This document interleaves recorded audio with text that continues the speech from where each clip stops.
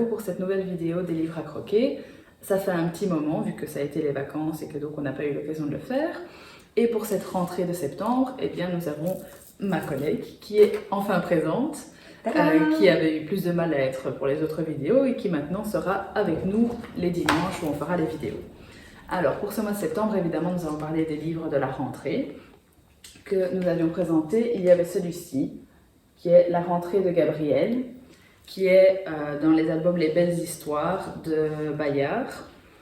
Et c'est une histoire d'un petit garçon qui se retrouve à l'école pour la première fois et qui a un peu du mal à se faire des amis. Et donc du coup, il va faire des dessins parce qu'il est doué en dessin. Et donc il va faire des dessins qu'il va animer, qu'il va rendre vrais ou réels pour parler à sa place et se faire enfin une copine. Alors ça ne va pas se passer comme il l'avait prévu évidemment, mais au final, il va quand même réussir à attirer l'attention de cet ami qu'il a envie de se faire. Et ils vont se rendre compte qu'ils ont plein de points communs et que donc ce n'était pas si compliqué de se faire des amis, malgré qu'à la rentrée, on est toujours un peu plus stressé et un peu plus réservé. Voilà, donc ici on va vous présenter l'album Le monstre des couleurs va à l'école de Anna Lénas, donc très connue pour Le monstre des couleurs. Alors ce charmant petit monstre est assez stressé d'aller à l'école, du coup on va retrouver les couleurs des émotions et on va découvrir un petit monstre qui ne sait absolument pas ce que c'est être à l'école. Il s'imagine devoir mettre un casque, devoir mettre des lunettes, des bottes. Vraiment, il va partir dans des aventures assez comiques au fil de l'histoire. Et finalement, va adorer l'école et sera prêt à retourner le lendemain. Une petite histoire sympa pour détendre l'atmosphère avant la rentrée. Donc ensuite, nous avions La rentrée d'Anatole, qui est aux éditions Milan Jeunesse pour Histoire pour les petits. Et donc c'est l'histoire d'un petit garçon qui lui a vraiment hâte de rentrer à l'école parce qu'il a lu plein d'histoires, il a vu plein de choses sur la rentrée et donc il se fait des idées assez précises, comme le fait que sa maîtresse sera une fée ou une princesse, que sa classe ressemblera à une navette spatiale. Et donc au fur et à mesure de la journée, ça se passe pas vraiment comme il l'avait prévu. Déjà parce que sa maîtresse est en fait un maître, vu que c'est un monsieur, et que sa classe ne ressemble pas vraiment à une navette spatiale, mais malgré tout, il va faire plein de choses à l'école, il va vraiment aimer, et donc il sera très content malgré tout d'avoir été à l'école. Donc c'est très chouette pour les enfants qui ont un peu peur d'aller à l'école, pour voir que ça ne se passe pas toujours comme prévu, mais qu'au final, on s'y plaît quand même. Pour les plus grands, nous avons celui-ci aussi, La rentrée catastrophe, c'est J'aime lire. Alors évidemment, normalement, c'est un livre où on apprend à lire. Maintenant, pour les plus petits, on peut très bien le lire pour eux. Et c'est une histoire d'une rentrée qui ne se passe pas du tout comme prévu, vu qu'au final, ils se réveillent en retard, c'est la course, ils se retrouvent à courir partout pour aller déposer tout le monde. Et au fur et à mesure de la matinée qui avance, la petite fille se stresse en se disant qu'elle va arriver en retard, qu'en plus c'est son premier jour, que ça va pas aller. Ils se trompent d'école parce qu'elle est passée en primaire et qu'ils vont encore à la maternelle. Donc c'est une histoire assez drôle qui fait rire les enfants vu que c'est plein de situations cocasses. Et donc ça permet de dédramatiser aussi le fait que parfois on est en retard, qu'on est un peu stressé, qu'on est un peu tendu. Et donc ça peut vraiment être très sympa à découvrir avec les enfants. Alors la semaine passée, dimanche, c'était la journée sans voiture. Donc dans toutes les écoles, on a travaillé des albums aussi qui travaillaient la mobilité. Alors le premier album, c'est Ma voiture, ici, donc de Tony Barton. Un très chouette livre pour les petits. Pourquoi? Parce que les dessins sont assez simples, le texte assez court, c'est souvent une petite phrase, les couleurs très vives. Et on a énormément de vocabulaire dans cet album. Donc ici, c'est un petit monsieur qui nous présente sa voiture, à quel point il l'aime, à quel point il prend soin d'elle et qu'il l'utilise pour partir en voyage, pour aller travailler. Et donc, on a pas mal de vocabulaire intéressant à voir dans ce beau petit livre pour les plus petits. Nous avions ensuite celui-ci aux éditions d'Ocadi qui s'appelle Petit détour. Et donc, c'est un petit magazine très chouette où il y a une histoire justement sur les transports parce que mamie casse ses lunettes et elle se retrouve obligée d'aller en ville pour les faire réparer. Sauf que du coup, ils doivent prendre plusieurs moyens de transport vu qu'elle ne peut pas prendre sa voiture. Et donc, ils commencent par le train, Ça permet de faire découvrir aussi des moyens de transport que les enfants ne prennent pas forcément tous les jours. Il y a le train, il y a le bus, il y a le tram, il y a vraiment tous les transports en commun, donc pour tout ce qui est mobilité. Et ils font tout le tour de la ville comme ça, pour au final arriver à faire réparer ces lunettes. Donc c'est vrai que pour la semaine de la mobilité, pour faire découvrir aux enfants des moyens de transport qu'ils n'utilisent pas forcément tout le temps, ça peut vraiment être très chouette. Alors ici, on part dans un tout autre album. Alors c'est un album de Tibor Arpati et c'est un album sur le code de la route. Et un album très spécial parce que c'est un album sans texte, avec des images pixelisées. Et donc ça peut nous inviter vraiment au niveau du vocabulaire, à amener l'enfant ou même l'adulte à créer lui-même les phrases. Donc ça peut vraiment partir dans tous les sens. On a tous les panneaux de signalisation qui sont repris, du moins une très très grande partie, donc ici. Il y a une très très grande partie des panneaux qui sont repris. Et c'est sympa parce que ça invite vraiment à l'imagination. Parce qu'avec les petits, on peut aussi reprendre un travail, continuer un dessin et partir vraiment dans tous les sens, que ce soit au niveau artistique ou au niveau verbal. Ensuite, dans les albums aussi, toujours sans texte, on a le Jaco de Monsieur Hulot, qui est de David Merveille et Jacques Tati aux éditions Rouergue. C'est aussi un album sans texte, donc c'est vrai que les albums sans texte, nous voilà, on les aime bien, parce que ça permet vraiment aux enfants de s'exprimer eux librement et de ne pas être limités par le texte, parce que c'est vrai que voilà, quand on lit l'histoire, les enfants sont toujours plus cadrés par ce qu'ils ont entendu, parce qu'on leur a expliqué, mais quand ce sont des images, en plus ces images-ci sont vraiment très jolies, elles sont avec plein de détails, plein de petites choses à voir, et elles s'ouvrent, donc il y a à chaque fois plein d'autres choses à inventer, et donc c'est très très chouette à travailler avec eux, parce que ce monsieur Hulot part un peu partout à vélo. Et on peut le voir partout dans la ville, voir tous les moyens de transport, les gens qui se baladent, qui se déplacent, les déplacements, et en même temps parler de tout ce qu'ils voient, de tout ce qu'ils rencontrent. Et donc évidemment, pour tout ce qui est vocabulaire, c'est toujours très très gai. Toujours dans les albums sans texte, on a Le Code de la route de Mario Ramos.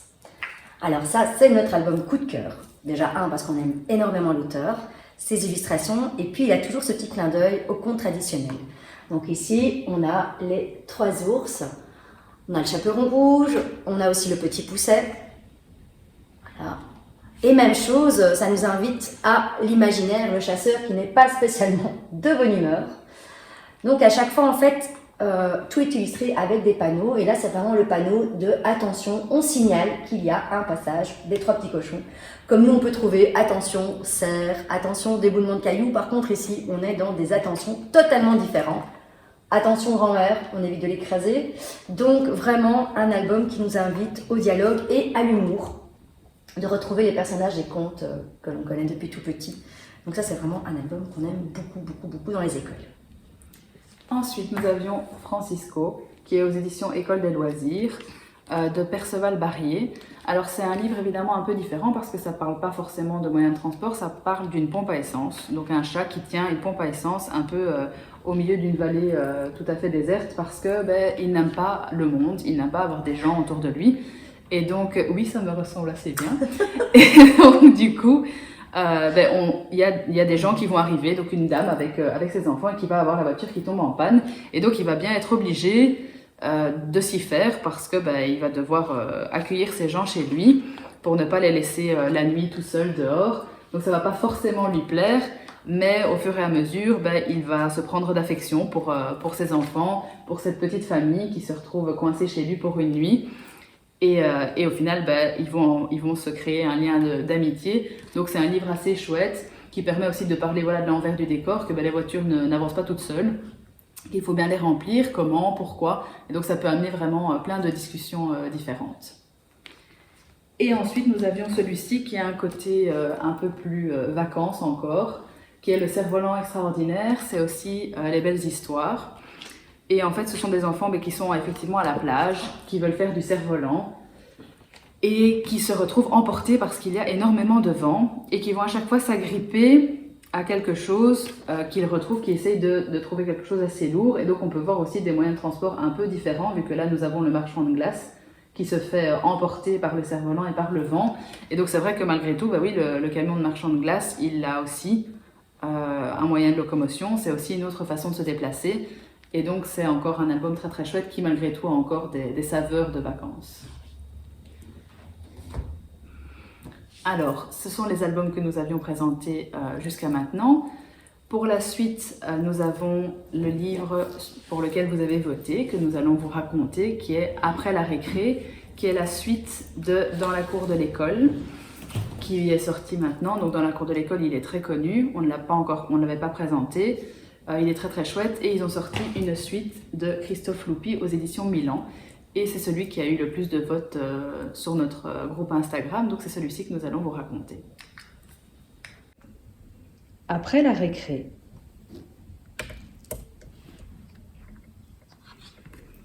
Après la récré, c'est Hugo qui arrive le premier dans la classe. C'est un garçon très rapide. Alors, il choisit sa place au milieu du tapis. Isaac entre juste après, mais il veut lui aussi se mettre au milieu. Les deux garçons se disputent et finalement, chacun va bouder dans son coin. Et ensuite, d'après vous, qui arrive? C'est moi, Chloé. Maintenant, ça fait 3 enfants sur le tapis. Comme j'aime bien Hugo et Isaac, je m'installe entre eux.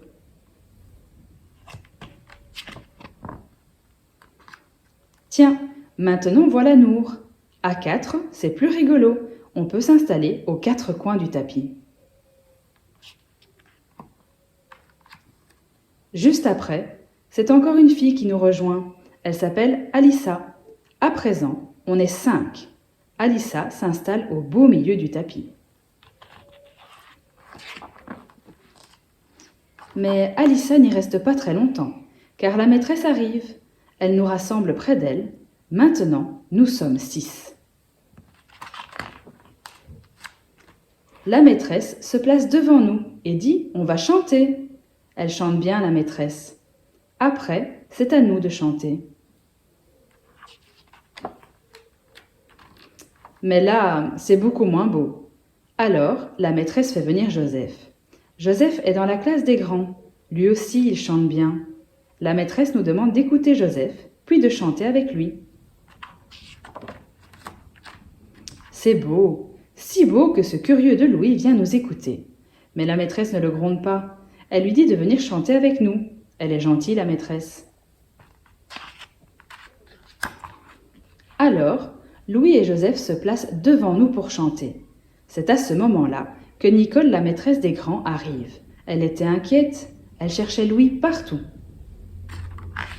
« C'est magnifique, dit-elle. Mais qui s'est faufilé dans notre classe ?»« C'est Zacharia, l'animateur. Youpi! Vite, dans la cour !»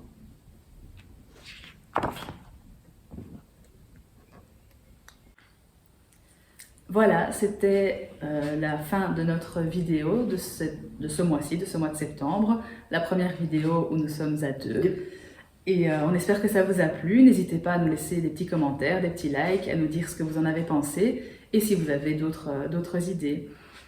Un bon dimanche et à bientôt. Merci.